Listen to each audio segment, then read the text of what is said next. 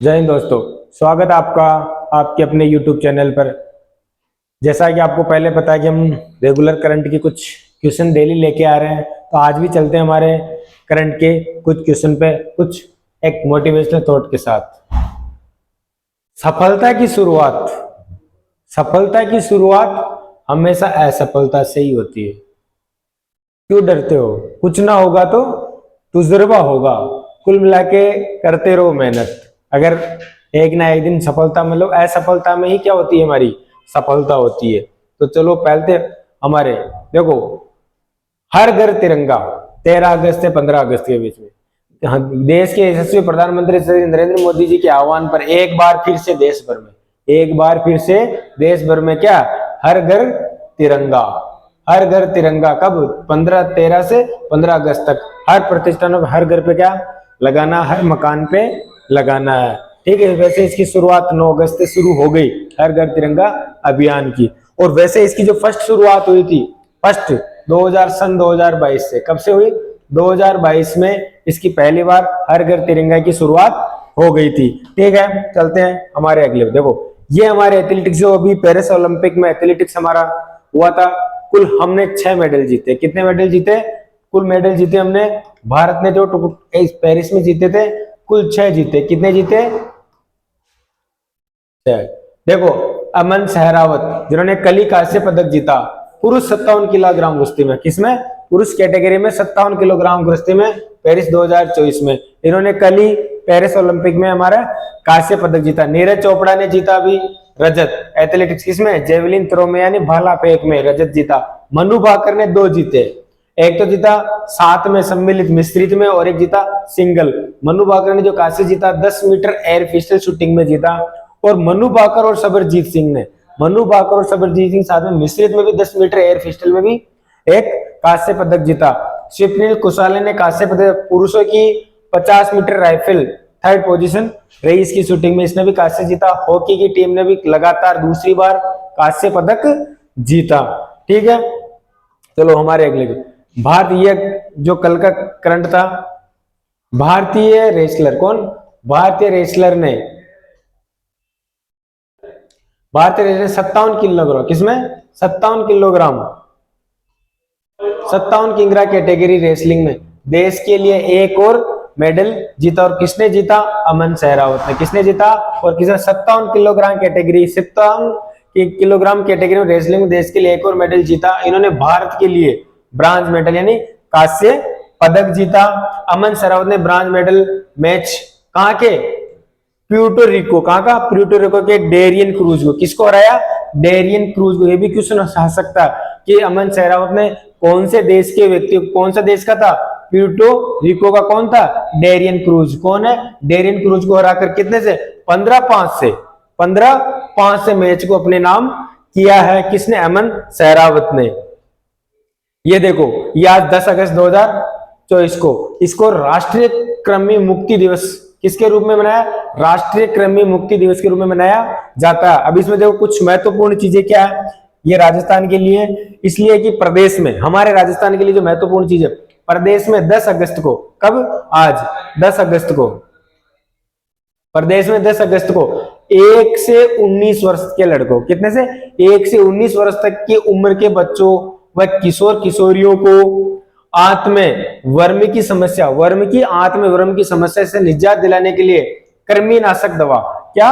कृमिनाशक दवा निःशुल्क खिलाई जाएगी। ये दवा बच्चों के स्वास्थ्य शरीर के लिए महत्वपूर्ण है।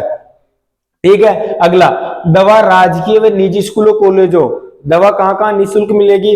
राजकीय, निजी स्कूलों में, कॉलेजों में, मदरसों में, तकनीकी प्रशिक्षण केंद्रों में, आंगनबाड़ी केंद्रों पर निःशुल्क खिलाई जाएगी 1 से 19 साल तक के बच्चों के लिए। ठीक है, और 10 अगस्त को किसी कारणवश अगर लड़के ये दवाई नहीं ले पाए तो मॉप अप दिवस कब होता? मॉप अप दिवस 17 अगस्त को। कब होता? 17 अगस्त को मॉप अप दिवस 17 अगस्त 2024 को ये दवा अवश्य खाएं और आंत में कीड़े वर्म की समस्या से निजात पाएं। और किसका लोगो? राष्ट्रीय स्वास्थ्य मिशन के तहत। किसके तहत? राष्ट्रीय स्वास्थ्य मिशन के तहत चिकित्सा एवं स्वास्थ्य परिवार कल्याण सेवाएं आईसी राजस्थान जयपुर। ये आज जो 10 अगस्त है राष्ट्रीय कृमि मुक्ति दिवस, इस पे 1 साल से 19 साल तक के सभी बच्चों को लोग वर्म से, इस समस्या से निजात पाने के लिए दवाइयां लेनी है। ठीक है, चलते हैं हमारे अगले क्वेश्चन पे। जन आधार योजना क्या है? देखो, जन आधार एक कार्ड एक चीज है ना। कितने अंकों की संख्या होती है जन आधार? तो जन आधार जो संख्या होती है वो 10 अंकों का होता है। कितने अंकों का होता है? 10 अंकों का होता है। इसमें क्या होती है? एक मुखिया, परिवार की महिला मुखिया क्या होती है? मुखिया होती है। ठीक है, अब ये किस राज्य ने भी लागू किया? ये राज्य ने लागू किया अरुणाचल प्रदेश ने। किसने लागू किया? अरुणाचल प्रदेश भी इसे लागू करने जा रहा है। ठीक है, चलते हमारे, देखो, मुख्यमंत्री भजनलाल शर्मा ने, किसने? मुख्यमंत्री भजनलाल शर्मा ने किस जिले के विधायक सेवा केंद्र के डिजिटल ऐप का शुभारंभ किया? तो ये जो हमारे हैं विधायक साहब, ये मुख्यमंत्री जी, ये है बिहानी साहब, कहाँ के? श्रीगंगानगर जिले के। कहाँ के? श्रीगंगानगर जिले के विधायक है। ठीक है, चलते हैं। और ये ऐप इसलिए लॉन्च कर रहा है, ये लॉन्च इसलिए कर रहे हैं कि उस क्षेत्र की जो समस्याएं हैं, शिकायत और समस्याओं के निवारण के लिए एक ऐप लॉन्च कर रहे हैं, ताकि अगर मंत्री मतलब हमारे विधायक साहब कहीं भी हो तो उस ऐप के जरिए उनकी शिकायत और समस्याएं उन तक पहुंच सके। ठीक है, चलते हैं अगले क्वेश्चन पे। राज्य सरकार द्वारा किस प्रशासनिक इकाई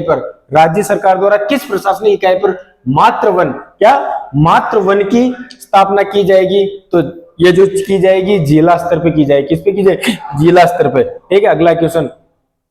हाल ही में राजस्थान की किस विधानसभा सीट से विधायक अमृतलाल मीणा का निधन हो गया?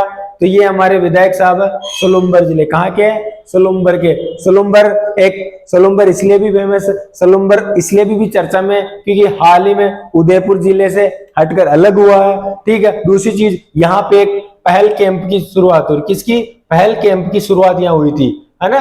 कैंप अभी ताजा अपने करंट में पढ़ा था, पहल कैंप। वहां के जो जिला कलेक्टर है जसदीप सिंह सिद्धू ने मतलब राज्य सरकार और केंद्र सरकार की योजनाओं को पब्लिक तक पहुंचाने के लिए किसकी शुरुआत की थी? पहल कैंप की। वो कहाँ के थे? सोलुम्बर के। तो हमारा आंसर क्या होगा? सोलुम्बर। चलते हैं हमारे अगले क्वेश्चन पे। राज्य सरकार द्वारा, किसके द्वारा?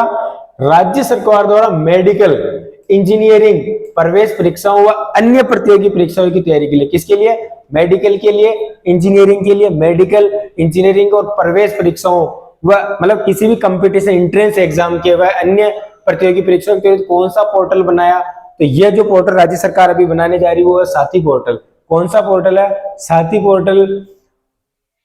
मेडिकल, इंजीनियरिंग किसी भी प्रतियोगिता परीक्षा की तैयारी के लिए ऐप लॉन्च करने जा रही है साथी पोर्टल। वैसे आपको ये दोनों पता ही है, पहले अनुप्रति पोर्टल था। ये अनुप्रति पोर्टल भी क्या होता है? हमारी पिछली सरकार में लॉन्च हुआ था। सारथी पोर्टल ये आपको परिवहन विभाग में मिलेगा। किसमें होगा? परिवहन विभाग में मतलब आरसी, ड्राइविंग लाइसेंस के लिए। अब तो इस पोर्टल पे आपको ड्राइविंग लाइसेंस बनाने के लिए आपको एक चीज होगी कि कोई भी अपना अंग दान करना पड़ेगा, ये भी इसमें कंपलसरी शायद हो गया। ठीक है, ई साक्ष्य पोर्टल राजस्थान पुलिस के लिए, क्योंकि मौका वारदात पे कोई घटना होती तो वहीं का वही ई साक्ष्य हो जाता, वरना बहुत सारे थे ना राजनीतिक या सरकारी दबाव में साक्ष्य भी क्या हो जाते हैं? झूठे हो जाते थे। ये पोर्टल इसके जरिए क्या अगर ये आगे से आगे वेरीफाई होगा तो क्या चेंज कर पाएंगे। ठीक है, ई साक्ष्य पोर्टल राजस्थान पुलिस के लिए होता है। किसके लिए होता है? राजस्थान पुलिस के लिए।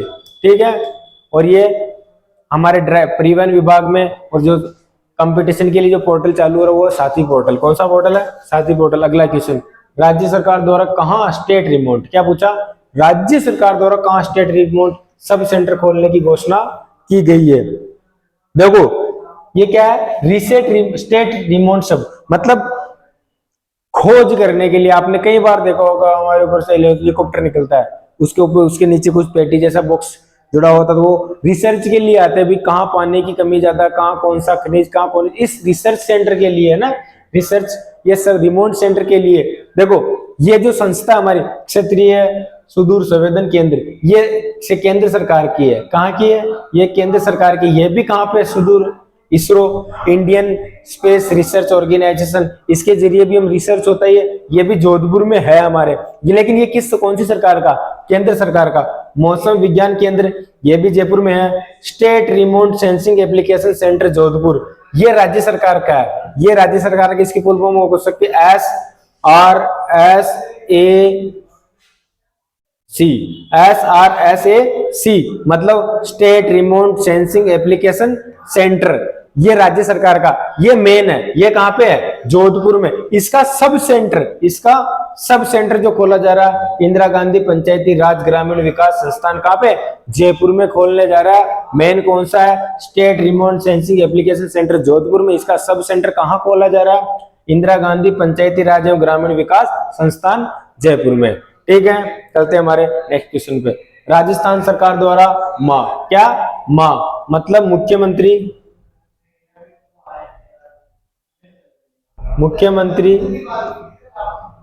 मुख्यमंत्री आरोग्य ना, आयुष्मान आरोग्य,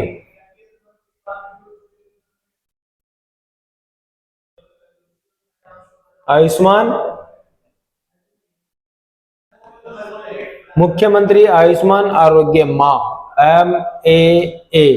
ठीक है, वाउचर योजना का शुभारंभ कब किया गया, ये किया गया 8 अगस्त 2024 को। इसमें क्या होता है कि इसमें जो होगा, हमारे जो डिलीवरी जी में औरतें होती है, जो मतलब है ना जन्म देने वाले बच्चों, उनको निशुल्क सोनोग्राफी करवाने के लिए भी सुविधाएं, OPD PPD वाली IPD वाली सुविधाएं उनको निशुल्क मिलेगी। ठीक है, भुवनेश्वर में आयोजित सब जूनियर और जूनियर राष्ट्रीय तैराकी प्रतियोगिता में राजस्थान ने कुल पदक जीते, 3 पदक जीते, कुल 7 पदक जीते। कितने पदक जीते, 7 पदक। चलो अगला क्वेश्चन, राज्य स्तरीय किक बॉक्सिंग में स्वर्ण पदक जीतने वाले किस खिलाड़ी को बेस्ट फाइटर घोषित किया गया, ये किया गया अनुज भारद्वाज को। ये भी हमारे कोटा की रहने वाली है, ये देश की तो दूसरी जो किस कोटे से, आर्मी में गई, आर्मी कोटे से, मतलब आर्मी में गई है खेल के कोटे से, और राज्य की पहली महिला है ये। अनुरुति चौधरी अभी फाइटर थी, माहेश्वरी चौहान, ये दोनों तो चर्चा में है ही है, अनंतजीत सिंह नरूका, और ये दोनों भी पेरिस 2024 में राजस्थान के रहने वाले हैं। ये तो है जालौर जिले के, कहाँ के, जालौर जिले की, और ये कहाँ से, टोंक। दोनों कहाँ गए, पेरिस ओलंपिक में शूटिंग मतलब शूटर तीरंदाजी खेलने के लिए। ठीक है, पूर्वी राजस्थान में दूरस्थ क्षेत्रों के क्षेत्रीय विकास हेतु कौन सी योजना शुरू की जाएगी, तो ये योजना की जाएगी बर्ज क्षेत्रीय विकास योजना पूर्वी राजस्थान के लिए। राज्य में 10 दिवसीय, कौन से 10 दिवसीय आदिवासी बाजार महोत्सव का आयोजन कहाँ किया जा रहा है, मैं बता दूं, यह 9 अगस्त से शुरू हो गया। कहां से शुरू हो गया, 9 अगस्त यानी कल से। कल कौन सा दिवस था, विश्व आदिवासी दिवस, और कल से शुरू हो गया। ये जो शुरू हो गया, ये शुरू हो रहा भारतीय लोक कला मंडल उदयपुर से। कहां से, भारतीय लोक कला मंडल पे। ठीक है, कितने दिवस के लिए, 10 दिवस के लिए। ये ललित कला अकादमी कहाँ पे है, जयपुर में, और इसकी स्थापना कब हुई थी, 1954 के अंदर। पश्चिमी क्षेत्र सांस्कृतिक का केंद्र कहाँ पे है, उदयपुर में। जवाहर कला केंद्र कहाँ है, जयपुर में। इसकी स्थापना कब हुई थी, 1993। वैसे जवाहर कला केंद्र आजकल बहुत चर्चा में, क्योंकि यहाँ पे टाइगर फेस्टिवल अभी चल रहा है। टाइगर फेस्टिवल यहाँ 27 जुलाई से 30 जुलाई के बीच में चल रहा था। भारतीय कला लोक कला मंडल ये कहाँ, उदयपुर में। उनकी स्थापना कब हुई थी, 22 फरवरी 1952 को। तो 10 दिवसीय आदि बाजार महोत्सव कहाँ हो रहा है, ये हो रहा भारतीय लोक कला मंडल उदयपुर में। जयपुर टाइगर फेस्टिवल में देखो, जयपुर के अंदर टाइगर फेस्टिवल आयोजित, बेस्ट टाइगर फोटो है ना एग्जीबिशन के लिए किसे प्रथम पुरस्कार से सम्मानित किया गया, मैंने अभी बताया था। टाइगर ये कहाँ पे चल रहा है अभी, जवाहर कला के अंदर। कहाँ चल रहा है, जवाहर कला केंद्र के अंदर चल रहा है ना अभी। जवाहर कला केंद्र में ये जो चल रहा है, जवाहर कला केंद्र के अंदर हुआ था ये 27 से 29 जुलाई के मध्य। ठीक है, यहाँ जो जवाहर कला केंद्र चल रहा है, इसको जो बेस्ट टाइगर जो दिया गया, ये दिया गया नारायण मालू को। सबसे प्रथम पुरस्कार के सम्मानित किया गया फोटो एग्जीबिशन के लिए। किसमें, फोटो एग्जीबिशन में लिए। ये भी वैसे प्रमुख जानते हो, सुबैया नल्ला मुथु, ये एक फिल्म डायरेक्टर है। इन्होंने एक रणथंभौर के अंदर शायद एक टाइगर थी जिसका नाम था मछली, क्या नाम थी, मछली, उस पर फिल्म बनाई थी इन्होंने। उस मछली, उसके नाम भी है ना, सबसे ज्यादा फोटो सेल्फी उसके नाम है मछली, जो बागिन थी ना उसके नाम। तो इन्होंने, इनको भी क्या सम्मानित, इनके नाम पे, सॉरी, इनके नाम पे एक डाक टिकट जारी किया गया। क्या जारी किया? डाक टिकट जारी किया जवाहर कला केंद्र से सुब्बैया नल्ला मुथु के नाम से। ये हमारे थे नारायण मल्लू, जो बेस्ट टाइगर फोटो एग्जीबिशन का अवार्ड मिला। राजस्थान के किस टाइगर रिजर्व को 9 बाघ बाघिन दिए जाएंगे? टोटल हमारे यहाँ राजस्थान में 5 रिजर्व टाइगर है। कितने? 5 टाइगर रिजर्व है। कौन कौन से? देखो, पहला सवाई माधोपुर में रणथंभौर टाइगर रिजर्व, इसकी स्थापना कब हुई थी? 1973 में, लैंड ऑफ टाइगर के नाम से जाना जाता है। दूसरा कहाँ पे है? अलवर में सरिस्का टाइगर रिजर्व, स्थापना कब हुई थी? 1978 के अंदर। कोटा के अंदर कौन सा? मुकुंदरा हिल्स टाइगर रिजर्व, इसकी स्थापना कब हुई थी? 2013 के अंदर। बूंदी में रामगढ़ विषधारी टाइगर रिजर्व, इसकी स्थापना कब हुई थी? मई 2022। ये 54वें संस्करण में इसका डेवलप हुआ था। धौलपुर करौली में राजस्थान के 5वें टाइगर, यह ना 2023 में और 55वें संस्करण में टोटल 5 हमारे टाइगर रिजर्व है। ठीक है, अब कहाँ लिए जाएंगे? तो इसमें ए और बी, क्या ए और बी दोनों सही है? दोनों जगह, कुछ यहाँ भेजे जाएंगे, कुछ यहाँ भेजे जाएंगे। चलते हैं हमारे अगले क्वेश्चन पे। क्या राजस्थान अक्षय ऊर्जा बिजनेस, क्या पूछा? राजस्थान अक्षय ऊर्जा प्रमोशन समिट 2024 में राजस्थान राज्य विद्युत उत्पादन निगम ने ऊर्जा क्षेत्र में किस उपक्रम के साथ 4200 करोड़ का एमओयू किया? ये देखो, अक्षय ऊर्जा बिजनेस प्रमोशन 2024, RVUN तथा गिल के मध्य। तो ये जो प्रमोशन हुआ, ये हुआ था, जो हमारे जो समझौता हुआ, एमओयू हुआ, गिल इंडिया लिमिटेड के मध्य। देखो समझो, राजस्थान स्टेट पावर कॉर्पोरेशन यानी RSPCL, Rajasthan state power corporation limited, RSPCL की स्थापना कब हुई थी? 1995 में हो गई थी, है ना। 2002 में इस संस्था का विलय राजस्थान अक्षय ऊर्जा निगम में, किसमें किया गया? राजस्थान 2002 में अक्षय ऊर्जा की स्थापना हुई थी, तब इसका विलय किसमें कर दिया गया था?